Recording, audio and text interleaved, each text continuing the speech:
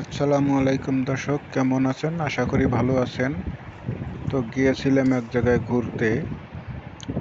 মসজিদটা দেখে ভালো লাগলো, মনটাকে সামলাতে পারলাম না, তাই ভিডিওটা করলাম। বলেন তো দেখি, এটা কোন জায়গার মসজিদ? কে কে বলতে পারেন একটু কমেন্টে জানাবেন প্লিজ। ভিডিওটি ভালো লাগলে লাইক কমেন্ট ফলো করে শেয়ার করবেন। ধন্যবাদ।